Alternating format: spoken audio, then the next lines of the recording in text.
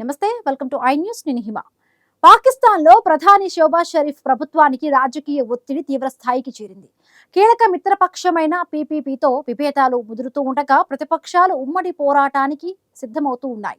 మాజీ ప్రధాని ఇమ్రాన్ ఖాన్ వైద్య చికిత్స వ్యవహారం కూడా ప్రభుత్వాన్ని చిక్కుల్లోకి నెడుతూ ఉండగా ఈ పొలిటికల్ హైడ్రామా ఏ మలుపు తిరుగుతుందో ఈ స్పెషల్ స్టోరీలో చూద్దాం.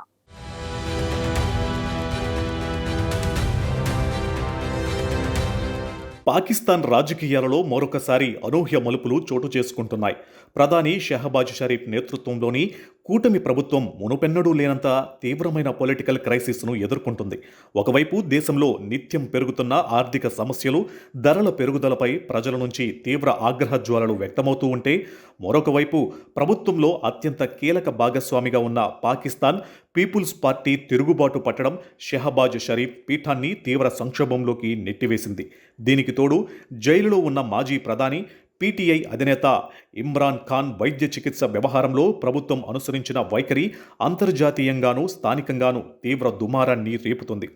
ఇమ్రాన్ ఖాన్ అరెస్ట్, ఆయన ఆరోగ్య పరిస్థితి ఇప్పుడు పాకిస్తాన్ రాజకీయంలో ఒక ప్రధాన ఆయుధంగా మారింది. అడియాలా జైలులో నిర్బంధంలో ఉన్న ఇమ్రాన్ ఖాన్ తీవ్ర అనారోగ్యంతో బాధపడుతూ ఉండడంతో ఆయనకు మెరుగైన వైద్య సేవలు అందించాలని సుప్రీంకోర్టు స్పష్టమైన తీర్పును ఇచ్చింది.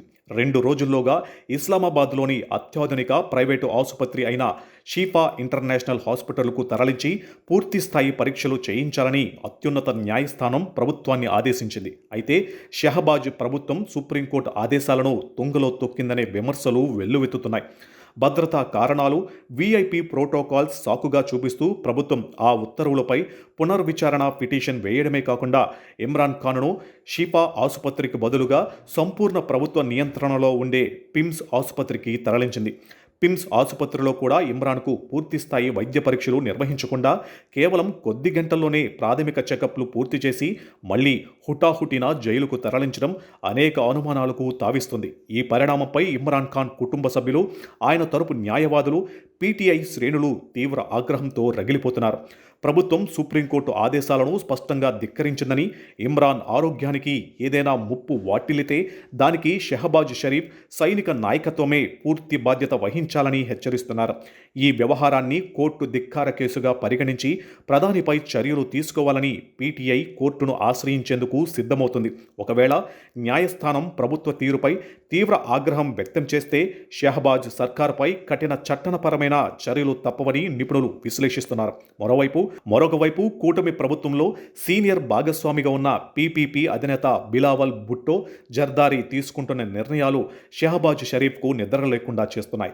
షహబాజ్ సర్కార్ ఏకపక్ష వైఖరికి స్వస్తి పలకాలని, తమ పార్టీ లేవనెత్తిన కీలక డిమాండ్లను పరిష్కరించేంత వరకు పార్లమెంటు, సెనెట్లో ప్రభుత్వం ప్రవేశపెట్టే ఏ ఒక్క బిల్లుకు చట్టానికి మద్దతు ఇచ్చేదే లేదని బిలావల్ బహిరంగంగానే హెచ్చరించారు. ముఖ్యంగా పాక్ ఆక్రమిత కశ్మీర్ పీఓకేలో ఇటీవల ముగిసిన ఎన్నికల్లో షహబాజ్ పార్టీ పెద్ద ఎత్తున అక్రమాలకు పాల్పడిందని పీపీపీ తీవ్రస్థాయిలో ఆరోపిస్తుంది. ఈ ఎన్నికల ఫలితాలను ఏమాత్రం ఆమోదించేదే లేదని, వీటిని చట్టపరంగా కోర్టులో సవాలు చేస్తామని బిలావల్ ప్రకటించడం కూటమిలో ఉన్న తీవ్ర విభేదాలను బయటపెట్టింది. దీనికి తోడు కొత్త రాష్ట్రాల ఏర్పాటు, పరిపాలనా సంస్కరణల విషయంలో కూడా షహబాజ్ ప్రభుత్వం ఏకపక్షంగా వ్యవహరిస్తుందని పీపీపీ మండిపడుతుంది. దేశంలోని అన్ని ప్రధాన పార్టీలతో, భాగస్వాములతో విస్తృతమైన చర్చలు జరిపి ఏకాభిప్రాయం సాధించకుండా ముందుకు వెళితే సహించేదే లేదని స్పష్టం చేసింది. పార్లమెంటులో పీపీపీ మద్దతు ఉపసంహరించుకున్నా లేదా కీలక బిల్లులు ఓటింగ్ సమయంలో తటస్థంగా ఉండిపోయినా షహబాజ్ షరీఫ్ ప్రభుత్వం సాధారణ మెజారిటీని కోల్పోయి కూలిపోవడం ఖాయంగా కనిపిస్తుంది. బిలావల్ ఇస్తున్న వరుస షాకులతో అధికార పక్షంలో తీవ్ర అలజడి మొదలైంది. ప్రభుత్వంలో ఏర్పడిన ఈ అంతర్గత కలహాలను, సంక్షోభాన్ని తమకు అనుకూలంగా మలుచుకునేందుకు ప్రతిపక్ష శక్తులు అత్యంత వేగంగా పావులు కదుపుతున్నాయి.